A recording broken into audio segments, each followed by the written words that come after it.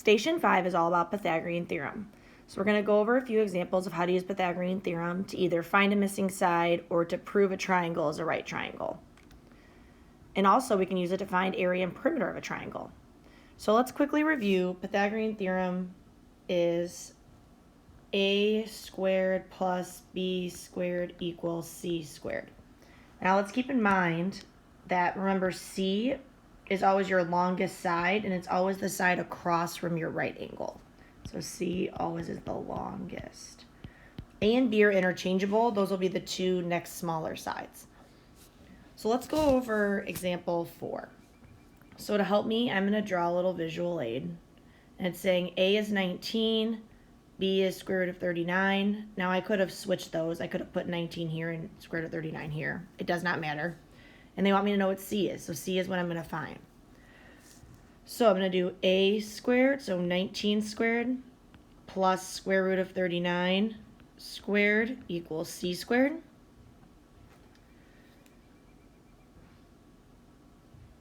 (19 squared is 361, plus, well, the square root of 39 squared is just 39.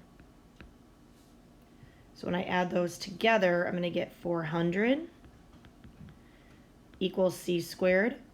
So I'm going to take the square root of both sides. And actually, in this case, the square root of 400 is just 20. So this one came out really, really nicely. Let's say it didn't come out nicely. Let's say it came out to the square root of 402. Then we want to make sure to break that down and simplify that radical as much as possible. But in this case, we didn't need to do that. So that's finding a missing side using Pythagorean theorem. Let's scroll down to number 8. The directions for number 8 say determine if it's a right triangle. So now I need to use these three sides and decide if it's a right triangle. So first I'm going to do number 8. So A, B, C. Now in this case they're in order, but keep in mind C always is your longest side. So if for some reason they weren't in the right order, you would want to always make sure that you label C as the longest side. So what I'm going to do is I'm going to do A squared plus B squared and hope that it equals C squared. So A squared plus B squared equals C squared. So 15 squared is 225 plus 30 squared is 900.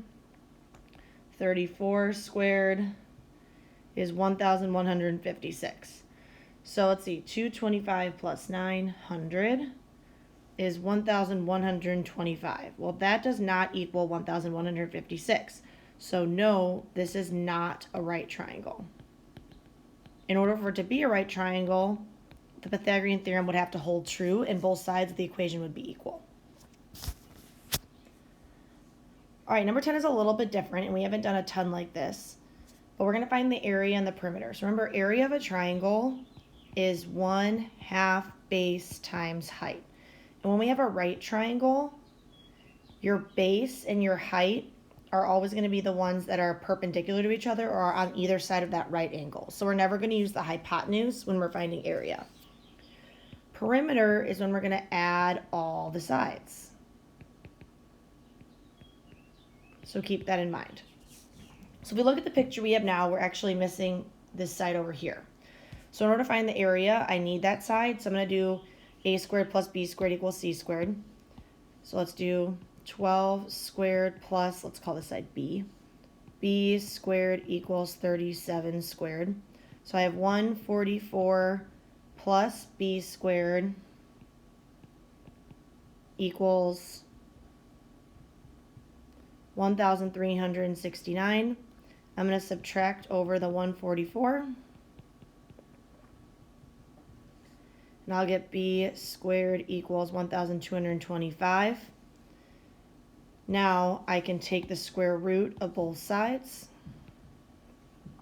And I'll get that B equals 35. So I can put that on my picture now.